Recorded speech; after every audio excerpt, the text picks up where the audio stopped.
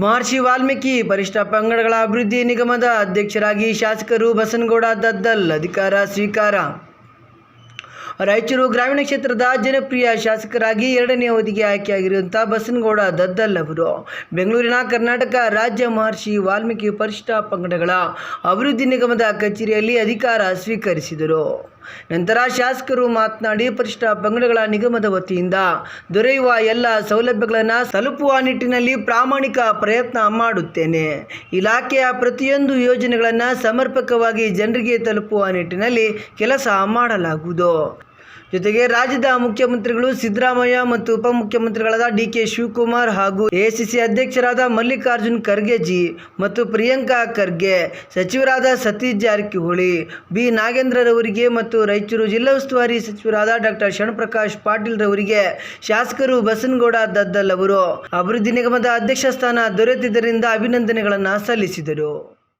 ಅಭಿವೃದ್ಧಿ ನಿಗಮಕ್ಕೆ ಇವತ್ತು ನನ್ನ ಅಧ್ಯಕ್ಷರನ್ನಾಗಿ ಮಾಡಿದಂಥ ನನ್ನ ಕರ್ನಾಟಕ ರಾಜ್ಯದ ಮುಖ್ಯಮಂತ್ರಿಗಳಾದಂಥ ಸಿದ್ದರಾಮಯ್ಯ, ಉಪಮುಖ್ಯಮಂತ್ರಿಗಳಾದಂಥ ಡಿ.ಕೆ. ಶಿವಕುಮಾರ್ ಸಾಹೇಬರು ಮತ್ತು ಎಐಸಿಸಿ ಅಧ್ಯಕ್ಷರಾದಂಥ ಮಲ್ಲಿಕಾರ್ಜುನ್ ಖರ್ಗೆ ಸಾಹೇಬರು ಮತ್ತು ನಮ್ಮ ಇಲಾಖೆಯ ಸಚಿವರಾದಂಥ ಬಿ. ನಾಗೇಂದ್ರ ಬಾಬು ಮತ್ತು ಎಲ್ಲ ನನ್ನ ಹಿರಿಯ ಮುಖಂಡರುಗಳು, ನನ್ನ ಜಿಲ್ಲೆ ಉಸ್ತುವಾರಿ ಸಚಿವರು ಶರಣಪ್ರಕಾಶ್ ಪಾಟೀಲ್, ಪ್ರಿಯಾಂಕಾ ಖರ್ಗೆ ಅವರಿರ್ಬೋದು, ನಮ್ಮ ಸಾಹೇಬರು ಎಲ್ಲ ಮತ್ತು ಹಿರಿಯರಾದಂಥ ಆಂಜನೇಯ ಸಾಹೇಬರು ಇವರೆಲ್ಲರ ನೇತೃತ್ವದಲ್ಲಿ ಇವತ್ತು ನನ್ನ ಮೇಲೆ ವಿಶ್ವಾಸವನ್ನು ಇವತ್ತು ಈ ನಿಗಮದ ಅಧ್ಯಕ್ಷನಾಗಿ ನನ್ನ ಮಾಡಿದ್ದಾರೆ. ನಾನು ವಿಶ್ವಾಸವನ್ನು ಈ ರಾಜ್ಯದ ಮುಖ್ಯಮಂತ್ರಿಗಳು ಮತ್ತು ಉಪಮುಖ್ಯಮಂತ್ರಿಗಳು ಮತ್ತು ನನ್ನ ಇಲಾಖೆಯ ಸಚಿವರಾದಂಥ ಬಿ. ನಾಗೇಂದ್ರ ಬಾಬು ಅವರ ಮೇಲೆ ವಿಶ್ವಾಸವನ್ನು ಇಟ್ಕೊಂಡು ಇದನ್ನು ತಗೊಳ್ತಾ ಇದ್ದೀನಿ. ಯಾಕಂದರೆ ಬಹಳ ನಿರೀಕ್ಷೆ ಇವತ್ತು ವೈಯಕ್ತಿಕ ಸ್ಕೀಮುಗಳು ಇದ್ದಾಗ ಬಹಳ ನಿರೀಕ್ಷೆ ಜನರಲ್ಲಿದೆ.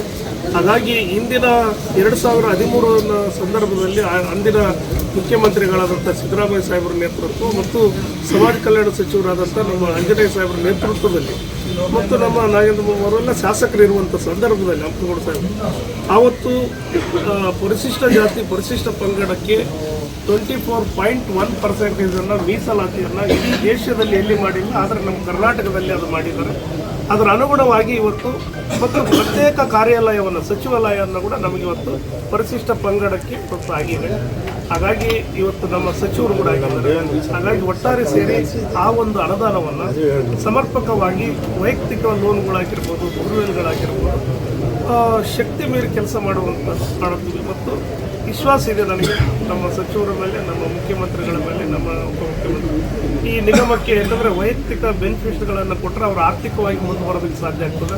ಯಾಕಂದರೆ LPS ಸ್ಕೀಮು ಲ್ಯಾಂಡ್ ಪ್ರತ್ಯೇಕ ಅಂದರೆ ಲ್ಯಾಂಡ್ಲೆಸ್ ಅವರು ಬಹಳಷ್ಟು ಜನ, ಸುಮಾರು ಲಕ್ಷಾಂತರ ಜನ ಇವತ್ತು ಅರ್ಜಿಗಳನ್ನು ಹಾಕಿದ್ದಾರೆ. ನಮಗೆ ಭೂಮಿಗಳಿಲ್ಲ, ಅವರಿಗೆ ಒಂದು ಸೋರನ್ನು ಅವರಿಗೆ ಆರ್ಥಿಕವಾಗಿ ಮುಂದೆ ಬರೋದಕ್ಕೆ ಅವರು ಇಡೀ ಕುಟುಂಬ ಜೀವಿತಾವಧಿವರೆಗೆ 1 ಎಕರೆ 2 ಎಕರೆ ಭೂಮಿಗಳನ್ನು ಕೊಟ್ಟರೆ ಅವರು ಇಡೀ ಕುಟುಂಬ ಅದರ ಮೇಲೆ ಬದುಕೋದಕ್ಕೆ ಅನುಕೂಲ ಆಗ್ತದೆ. ಅಂಥದ್ರ ಮೇಲೆ ಭಾಳ ನಿರೀಕ್ಷೆ ಇದ್ದಾರೆ.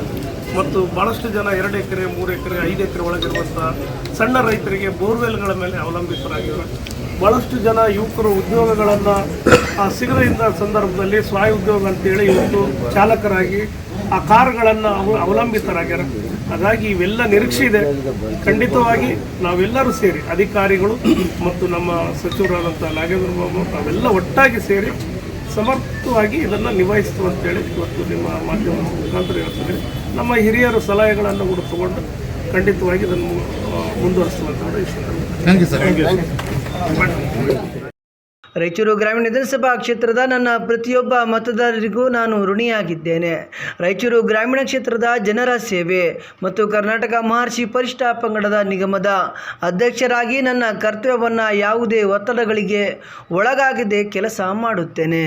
ಪರಿಶಿಷ್ಟ ಪಂಗಡದ ನಿಗಮಕ್ಕೆ ಅಗತ್ಯವಾದ ಅನುದಾನ ಈ ಬಜೆಟ್ನಲ್ಲಿ ಮೀಸಲಿಡಬೇಕು ಎಂದು ರಾಜ್ಯದ ಮುಖ್ಯಮಂತ್ರಿಗಳಿಗೆ ಮತ್ತು ಉಪಮುಖ್ಯಮಂತ್ರಿಗಳಿಗೆ ಮನವಿಯನ್ನು ಸಲ್ಲಿಸಲಾಗಿದೆ. ಅದರಂತೆ ಸಕಾರಾತ್ಮಕವಾಗಿ ಸ್ಪಂದಿಸಿದ್ದಾರೆ. ಈ ಮೊದಲ ಅವಧಿಯಲ್ಲಿ ಶಾಸಕರಾದಂಥ ಸಂದರ್ಭದಲ್ಲಿ ಸೇವೆ ಮಾಡಲು ಅವಕಾಶ ಒದಗಿ ಬಂದಿತ್ತು. ಇದೀಗ 2ನೇ ಅವಧಿಗೆ ನನ್ನನ್ನು ಸೇವೆ ಮಾಡುವ ಅವಕಾಶ ದೊರೆತಿದೆ. ಈ ಹುದ್ದೆಯನ್ನು ಸಮರ್ಥವಾಗಿ ನಿಭಾಯಿಸುತ್ತೇನೆ. ಯಾವ ಯೋಜನೆಗಳು ಲಭ್ಯವಿವೆ ಎಂಬುದನ್ನು ಯೋಜನೆಗಳನ್ನು ಜನರಿಗೆ ತಲುಪಿಸುವ ನಿಟ್ಟಿನಲ್ಲಿ ಕೆಲಸ ಮಾಡುತ್ತೇನೆ. ನಿಗಮದ ವತಿಯಿಂದ ಜನರಿಗೆ ಬಹಳಷ್ಟು ನಿರೀಕ್ಷೆಗಳಿವೆ. ಬೋರ್ವೆಲ್, ಉದ್ಯಮಶೀಲತೆ ಕಾರುಗಳು, ನಿಗಮದಿಂದ ಭೂಮಿ ಇಲ್ಲದವರಿಗೆ ಭೂಮಿ ಒದಗಿಸುವುದು ಸೇರಿದಂತೆ ಈ ಬಜೆಟ್ನಲ್ಲಿ ಹೆಚ್ಚಿನ ಅನುದಾನ ಸಿಗುವ ವಿಶ್ವಾಸವಿದೆ.